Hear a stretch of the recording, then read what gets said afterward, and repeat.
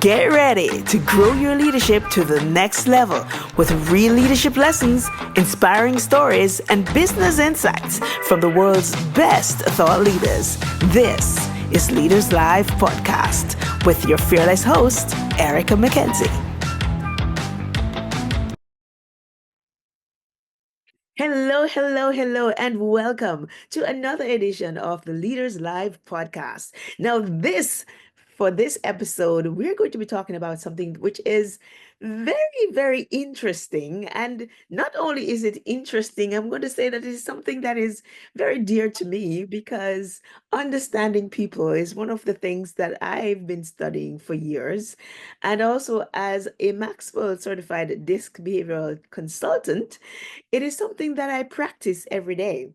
But not only me, our very special guest, the one and only and still the best, Dr. Stephen Crawford, and I'm going to be having a very heart-to-heart conversation about understanding people behavior. And believe me, if you find that people are interesting, you're going to want to listen to this episode and you're going to want to hear about how do I really understand people. So without further ado, I want to welcome to the Leaders Life podcast our host, Dr. Stephen Crawford. How are you? I'm doing excellent. Thank you so much, Erica, for having me. Thank you for bringing this topic to the surface. This is exciting. Yeah. And so, of course, I know before I get into it, though, I like to do this introduction a different way. But why don't you tell us a little bit about understanding you? Tell us a little about you and your background. Yeah, well, one thing for sure is that when you grow up, the fifth of 10 children, you're the middle child, your ability to see people in all of their colors, let's say, is very interesting. So you get to see going up, you get to see going down, and actually it's part of your survival mechanism. So any middle children out there, you understand what I'm saying when, especially if you're from middle child from a big family, that you've got to figure things out fast. You got to understand where people's moods are, their temperaments, their annoyances. You got to understand their microaggressions. So I am the fifth of 10 children, and so it's just coming from a big family is just one of those things where just like, yeah, I had to learn people. Also, as an expert in people detection, I grew up in the inner city of Chicago. So that means that people were always on edge and you had to be careful where violence was very prominent and different things were going on. You got to be careful not to upset the wrong person, let's just say. And so just really being able to do that. And then I moved to Minnesota years later in order to go to school. And when I started college, and I was enculturated into a different people with a different ethnicity and different ethnic background. And all of a sudden, it's just like, oh, these people are different. I had to figure out that. And so I've spent my entire life going from professional, non-professional to work environments to educational environments to different elements of always learning people. And so paying attention and becoming a student of people is kind of it was a necessary evil, both from my background as well as by education. So I studied people, sociology, urban studies when it came to my undergraduate. And then I studied leadership for my master's and doctoral program. So it's just always, always, always. I do believe that if we can understand the science of what makes people tick and how people operate, I think we can really, really get to the heart of how to navigate these different environments and very troublesome times for many people, economic turbulences. Everything boils down to people. I would say that you are always in the people business, from the highest level engineer who does nothing but work with formulas and products to the person who's in retail who needs to sell their product. Everybody has to do with people. If people stop buying from you, your relationship or your customer, your business is over. And so you've got to deal with people no matter where you come from, no matter where you are. So. I totally agree. And then you've been into the people business forever. And so let me ask you this. What factors do you think most influence people behavior, though? Your perspective. Well, and I would say that that's a very layered question because, Unfair it for us. yeah, we'll try, but I think, the sociologists will say that, it's nature or nurture, right? It's the nurturing, how we grow up in our environment. And they will understand that how you, if you're experiencing, I know they did studies years ago of many of after the Cold War, there were so many communities that were decimated. in Eastern Europe. There was over 27 million people that died. Over 19 million of them were civilians. So there were orphanages and foster homes that were just popping up everywhere in order to try to manage the amount of children that were done. And they found even from little baby infants, their parents had died. What they discovered was because there were so many children and not enough people to take care of them, people that dealt without touch will come with all types of antisocial, behavioral, and emotional disorders because they weren't able to be touched or taken care of by adults because the nurturing of a child, even coming into the world, matters significantly. So sociologists will come from a nurturing perspective. Say, if you're not taken care of, if you aren't well nurtured, that's going to impact how you turn out as an adult. And most people believe, as a matter of fact, most scientists believe in the sociological field that by the time you're 6, over 90% of your personality is already hardwired into who you are. So that earliest time is really, really huge. But then you have the neurologists who would take a look and say, we have the neuroanatomy, we've got the neurobiology, and we've got the neurochemistry. Because most human beings, we are a movement of chemicals. We are bags and liquids, walking around, bags of liquid walking around. And so what that turns out to be is that when you become stressed, when you become overwhelmed, there are literally chemicals that fill your bloodstream that actually fuel your behavior. When you are angry or hostile, when there's all types of adrenaline, when you're in a loving relationship and with your parents that you care for deeply, there's all the types of oxytocin and different things that are flowing through your bloodstream. So, are we influenced? We're influenced and we have these chemicals. And so it's all of the above. It's not just sociologically, it's not just neurologically, it's not just biochemically. I mean, there's so many things that influence a person's behavior. And so I think the real question is, as leaders, or as people that speak into the space, is that what is our role to both understand the influence of people's behavior, and how do we make adjustments in order to change and transfer that behavior into something more positive? Yeah, that's beautiful. And then here's the thing, I love that, you know, we don't have to try to figure out people behavior on our own because what you just described is so complex. And so here at Creative You Academy, together with you, Dr. Crawford, we have the Maxwell Disc Assessment, which is what we use. It's a Mhm. scientific tool that have done all of that work for you so that you begin to understand what really helps to shape your behavior. How do you behave? How do you communicate?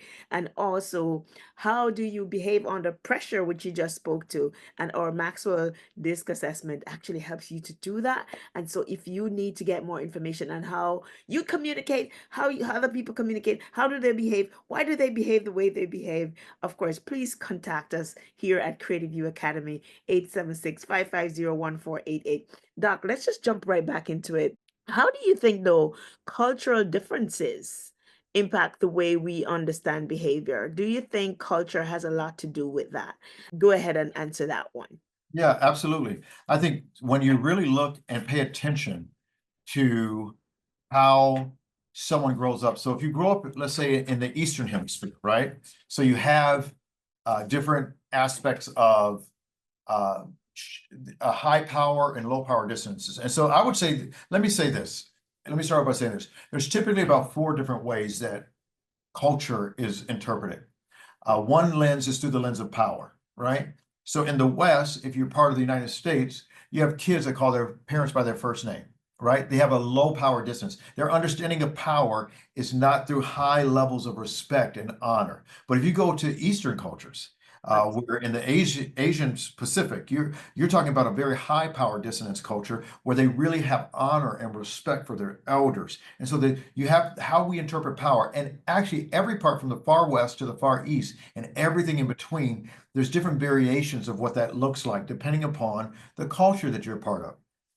The second area is the area of space, how closely we get to one another. Some people in some cultures spend about 20 inches away from each other, 20, 30 inches away from each other, because that's their personal space. Anything closer than that is my personal space. Okay. Other people, they don't talk without holding hands. They'll be from a brother to brother, uncle to uncle. They talk very passionately and being very socially. They're connected. They're very, very close in proximity, and so their proximity is different. Yes. Another factor, Lindsay, we looked at was the area of time.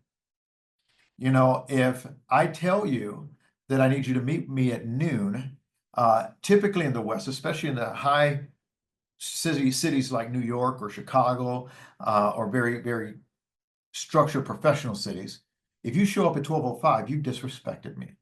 Right, right. But if you go to, let's say, my friends in Nigeria, or my friends in, you know, Montego Jamaica. or Kingston, Jamaica, right? And you say, we'll get there when we get there. We'll be there. We'll be there. We'll be there. We'll be there. Don't you Oh, worry. And it's just an area of how our relationship with time is. So, and then another lens we look through is through language. Language is very interesting in the way we structure things, because whether it's sir or ma'am, or whether it's casual or very professional, how we structure language matters. Words matter. Some people in the West, we use a million words to describe the same thing. Our language gets so complex. And there are people in the East that you use too many words. yeah. So our relationship with language, our relationship with power, our relationship with space, and our relationship with time all influence the way we experience culture. So those things are real. But as you're talking about, and when you look at the DISC assessment of behavior, what you see is that there are still patterns that are consistent from Right. culture to culture to culture. So it's distinct in certain ways, but also there are so many similarities of whether someone is outgoing or someone is reserved, whether someone is very sensical and detail oriented, or whether someone is just, all over the place as far as details. They don't even need details. They just walk and go. So all those things, so from directional to all those things, it's really interesting that the way it all pulls together. Yes, I'm happy you kind of just dial back because I'm saying disc as if everybody understand what disc is. So let's just go through it.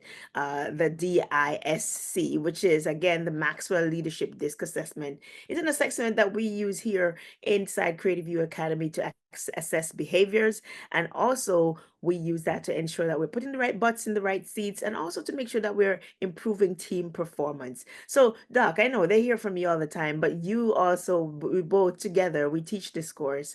uh, you, from your perspective, just layer the disc framework in 2 minutes so people So if, understand. if we're going to go through it quickly and succinctly, because we don't have 5 hours to teach this No, like we don't. you We do we? won't right here. They can always go You to know, creativeviewacademy.com, it- it- creativeviewacademy.com to get the details that's of right. the They can get disc. the detailed version, but very succinctly, you're really looking at really four different hemispheres. And so in the northern hemisphere, if you look at the north, you look at the D and the I. These people are all going to be fast-paced people. You got to keep up with D's and I's.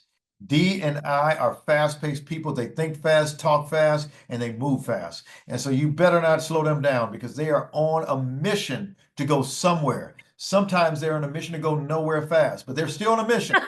They're going to get there. So that northern hemisphere, you got to look at the northern domain is D and I. So if you're a D or if you're an I, you move fast. That's what you need to understand about yourself. Now, in the southern hemisphere, we don't like to say slow because that becomes offensive, but they are more methodical. They take their time. They see the world and understand the world through lenses of we're not in a hurry. And the lower on that pendulum that you are, the slower your pace may be. Now, you need to understand that the reason people go fast and go slow are not a good or a bad thing. It's not a judgment of these things. They have their reasons for why they move the way they do. Now let's go over to the Western Hemisphere. So we got the North and we got the South. We got fast up north and slow down low. All right. And then you got, or methodical down low, excuse me. And then you have on the Western Hemisphere, Oh, which are very task-oriented people. It's not that they don't like people, it's just they're always thinking in projects and tasks and how do we get things done, right? That is the focus. So they're only going to be in the West. And then you have over on the Eastern Seaboard, you got people that are people-centric. yeah. They want to get connected. They want to know who we're going to do this with. They want to have fun when it comes to people are concerned. So your Western Hemisphere we can't have fun until we get our work done, the things done. On the people have, why don't we work with the people we like and we never have to stop working? We just do it all the time. So I want you to Do it see. all day. So on your northern hemisphere, you've got fast. On the southern, you got more methodical. On the western, you have task-oriented people, and on the eastern, you have people. So when you look at the D is in the northwestern hemisphere. So they are task-oriented and fast-moving people. And because they move fast, they set goals. They're dominant. That's what the D stands for, dominant or driver. They actually want to move things forward. They're inspired with vision, and they're get it done people, and let's go. Let's go. On the I side, you've got your northern eastern people, which are I's. They're high, it's called influencers. They are people centered, but they move really, really fast. They're the life of the party. They have lots of energy. They don't care what we do as long as we do it with the people that we love. That's your I's. They love it, but they're moving fast, but they're not really good with details because they're moving really, really fast. Then you have Right. your Western Southern Hemisphere, which is your C. That's your conscientious person. That conscientious person, they see details, and the reason they move more methodically is because they want to get things right.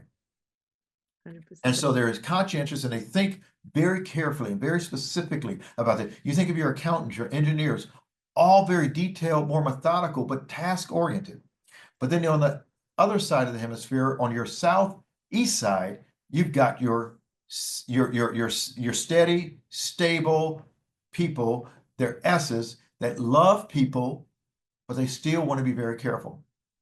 And so all of these different personalities have distinctions. But here's what you need to know.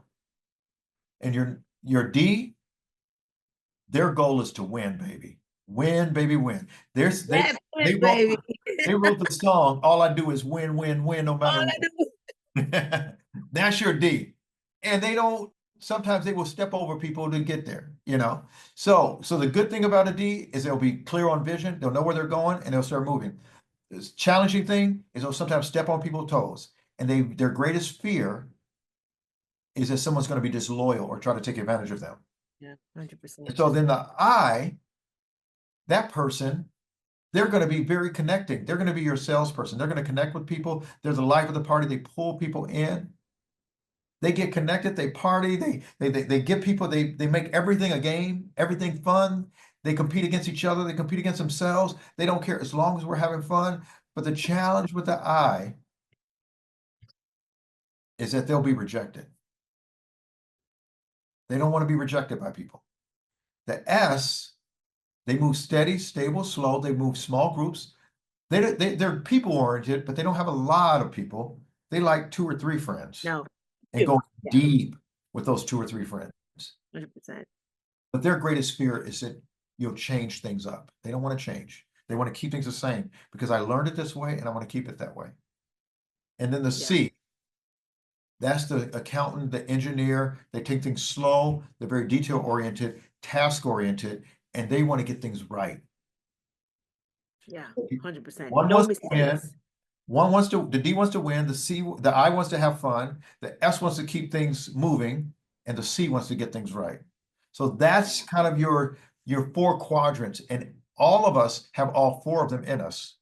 Yeah, But 1 or 2 of them really begin to emerge as our preference, our home style, the part that makes us feel most at home. So as a DI, I'm going to tell you something very, very clearly. You do not want me doing your taxes, checking your paperwork, or doing anything that has to do with moving slow in details. But you do want me on your side when it comes to flexibility of thinking, creative projects, different things like that. Invite me, and then I'm going to have vision for days. So absolutely. Yeah, and we're on the same track where that is concerned. Both of us DIs, or well, I think mine is flipped. It's the ID. I don't know what it is. Maybe that's flipped around like every day, fighting for spot because of what we. So yeah, that's in a nutshell, listeners. If viewers on YouTube, if just to give you a snapshot of just understanding people's styles using the DISC framework, that's what Dr. Crawford was just explaining. And if you want more information on this, we actually do a full day immersive training. And this is a tool that we've been using in some of the leading companies across the world to really help teams win together. Because if you don't understand the intricacies of behaviors, you will get frustrated. It can lead to quite a bit of frustration. Haven't you seen that, Doc? Absolutely. When you understand these things and you start to see the patterns, because the problem is pattern recognition. If you don't see the pattern, you might start to take personally the things that people do. Absolutely. Yeah. So Yeah. I know that as a DI, I feel that whenever a person who is very high in conscientiousness Yeah. is always asking me for details, it feels like they're picking on me. Yeah. Pick on details that I don't view as important, but Yeah. they do. They do. They You're like, why? wire. Before we became educated about this, and I'm gonna say me, it was like, why do you ask so many questions? Like, why don't you? I just told you. Why don't you? And this is causing a lot of frustration for people in companies because they don't understand. Why does this person always ask so much questions? And it becomes frustrating. They don't understand why do you take so long to move on this thing, and the C is for the persons who don't understand. They don't even understand until they understand why they do what they do. That's why I love this. This is actually one of my favorite things to teach inside Creative View Academy. I don't know if you knew that. I know you're really, you're solid on this as well, but I'm just saying it's one of the favorite things, like just really understanding people behavior. It's I think it's one of the most important things, if anything. Yeah, it makes when people can laugh at themselves. Now, if you take yourself too seriously, I'm sorry. Don't show up to a training. But if you're willing to laugh at yourself and see, oh yeah, I do that. You see the patterns within your own behavior. It helps alleviate some of the stress and the frustration that we have for other people. And because everybody's doing the best that they know how with what they have in that moment. And that's whether the knowledge they have, the skills that they have, and the ability they have. And so once you're able to kind of connect with people and really see it from that lens, things can be so much more harmonious within the workplace. Yeah. And as we want to talk a little bit though about you were speaking earlier before we introduced this about the different cultures that we have to know. How important is it, though, for people to make sure that one, they're understanding behaviors within the workplace, and also pairing that with cultures, especially Yeah. for executives who have to travel, they have to do business with many different cultures. How important do you think this is, and why should they really be talking to us about doing this training? I think it's incredibly important, yet not as important as having the right attitude about it. See, because I know people that are culturally astute, they've done their work to study the culture, but they have an attitude when it comes to people that Mm. I'm learning this so I can use this as another tool, another feather in my cap to help control the situation versus no, I genuinely care about people. And so if you're a leader that doesn't genuinely care about people, it's going to be very difficult to hear what I'm going to say next. Because the care for people, when you mess up culturally, personality wise, or any other way, there's enough humility in you to be able to restore and make right that relationship. When you are limited on care, empathy, and concern for people as a leader, you don't really care for people. What ultimately happens is you may get everything technically right, but people can still feel that you really don't like them, that you really don't care for them. And so I like really addressing most leaders because most leaders often get the idea in their head that once they get to a certain level, they don't have to reach out to people. They don't have to care about people. And I would just say that is a very foolish, and we know from the John Maxwell Company that that is a positional form of leadership. And when you limit yourself as a positional leader, and that's all you have is just a position, you really lack the influence it takes through the relationship, the permission-based leadership to really connect with people in order to make that. So when you can connect with people, first of all, I definitely think you need to learn about people's culture and understand the dynamics of culture. I think you need to understand people's personality, but I think that is a far second to the number one rule, which you got to care for people. If you don't care for people, nothing that we talk about in this conversation or any other conversation is going to more effectively help you lead. Game over. If you do not care for people, game over. It's not going to work. And so, number one rule. So, my next question for you, Doc, is as we begin to make sure that we care for people and making sure that through that we begin to now have a better, appreciation to understand and relate to them, not just another feather in our cap. What are three ways you would say for you'd encourage people listening to this podcast to be more intentional about understanding people around them every day? What are three things that they need to do right now to really begin to understand the people around them? I Well, mean, the using first, the framework that would be one way, but what else? yeah, I would say that look, listen, and learn. There's three things you can do every single day. One is you'd be surprised how many people, because we just get so one day tends to follow another, and people start to move really fast, whether it be around the office, whether it be in meetings, and most of us really aren't looking. Listen, people's lives consist of more than just what they experience at work. And many times, someone might have lost a loved one. They may have a hard time with the ailing parent whose health is failing. They could just going through a divorce. They could actually have a child who's gone to prison or been convicted of something. You don't know what people are going through. And I think the first thing you can do as a leader is look, pay attention to what's happening around you. Then the next step is listen. Listen to what's being said.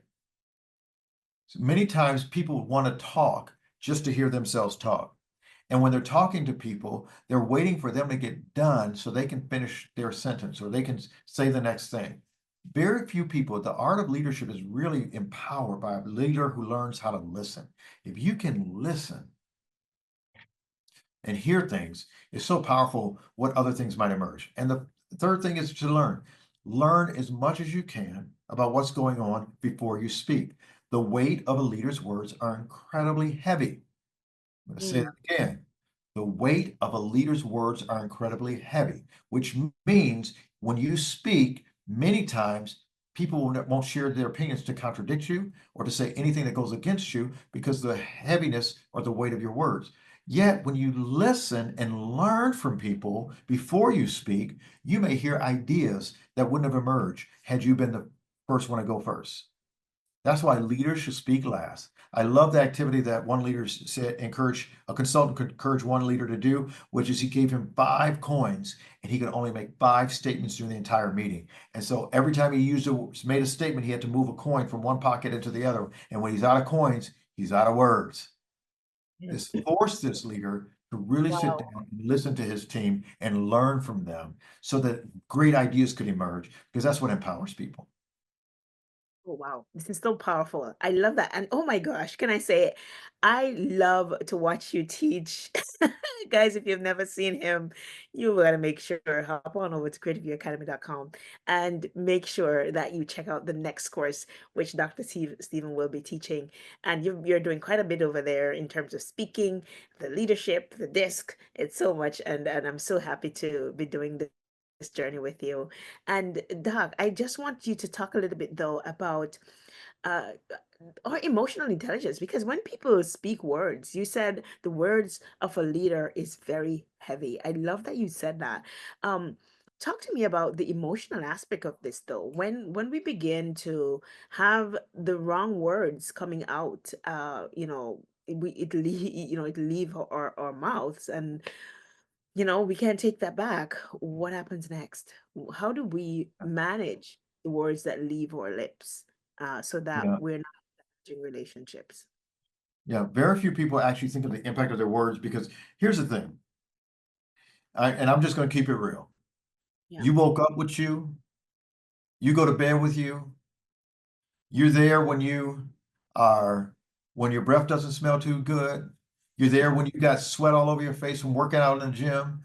You're there with you when your hair is done and undone. When you wear makeup or you wear street clothes, you are there with you all the time. So our opinion of ourselves tends to be very much more realistic Yeah. than those who watch us from the leadership chair. Mm, Okay. And so so we see ourselves as just another human. mm, I'll give you a story. I remember in one of my first leadership roles, I remember um, that I had a one of my leaders come to me and says, "We need to talk with you." And she brought another woman with her, and the other woman felt like she needed an advocate to share with me how intimidating I was. And I said, "This is the stupidest." And I laughed at first. I really thought they were joking. Yeah. They were really concerned because I come from a big family, as I mentioned before. The way you express exchange of ideas in my family was you get loud and boisterous and you make your point, but you're open to anybody else making their point too. So you're just like, whatever, come on. And you're like, bring it. So you start arguments and say, we're fighting for the best idea. What I didn't notice is that style of being confrontational in a meeting, if other people, they would make one comment and I would shut them down. Not to shut them down, I really was open to them giving more feedback and fight back with me. And I just assumed that this individual lady would stop because she agreed with my position. But it wasn't that. It was that in her family of three people, they didn't do conflict. Right. They didn't understand arguing back and forth. And so my style intimidated her. And so she couldn't share. And so Yeah. this other employee that knew me really well says, this is a misunderstanding. Let's go have a conversation with him. Really wanted to understand. And that was that day that I realized that the weight of my words are heavier than I thought. I thought I was just inspiring a Mm. very good, rousing conversation where we would fight for the best idea. But what I was really doing is I was using my words and I was choosing to shut people down, not intentionally, not Yeah. maliciously. And many leaders don't realize it because I wake up with myself. I don't think my words have any more power than anybody else's. I am used to me. I've been with me my whole life. All right. So I am used to me. And so I don't have this opinion of myself. But when you're put in a leadership chair, it changes people's perspective of you and it causes them to put more weight in your words than you think. And so you have to be aware as a leader that that has that impact and be cautiously um, listening. So that practice I mentioned before, leaders speaking last or leaders listening first, leaders looking at what's happening in the environment, pay attention. It'll change the way you lead and it'll definitely change the way you impact the world around you. Powerful words on which to end. Oh my goodness. Doc, learn. No, listen, learn. Look, Making sure that we're yeah, look, listen, learn. learn. 3L. Yes. Practice these leaders in order so that we can better understand the people around us, understanding behaviors, not just at work, but also in our personal life. And also remember that you need to call us at the Creative You Academy to make sure that you get your disc assessment. And of course, your training with us. Myself and Dr. Stephen Crawford would lead this. And also, we're going to be inviting you to the next in person session that we're going to be having inside or somewhere, maybe in the Caribbean, so that we're going to be going through this intentional framework with you so you can learn what it means to understand behaviors and how you can use this to build high performance teams and create the relationship of your dreams. Yeah, believe me, communication is important, and believe me, understanding people is one of these key skills that you would definitely need. So, Doc, thank you so much for sharing with us. Understanding people behavior is so interesting, and we can do this all day. So please make sure that you join us for the next session when we get to do this in person, in full with you for our next Understanding People Behavior session with Dr. Crawford and myself. I'm Erica McKenzie. So great to have you, Dr. Crawford, with us Thank you here so on much, Erica. Leaders Life podcast. Please remember to go to our pages to check out our leadership programs. It's creativeyouacademy.com and learn more about our upcoming events, our sales leadership retreat, which is coming up in May of 2025, and also making sure that you check out the information about our conference cruise and so much more. Thank you so much for being here with us. Until next time, I'll see you very soon. Bye for now.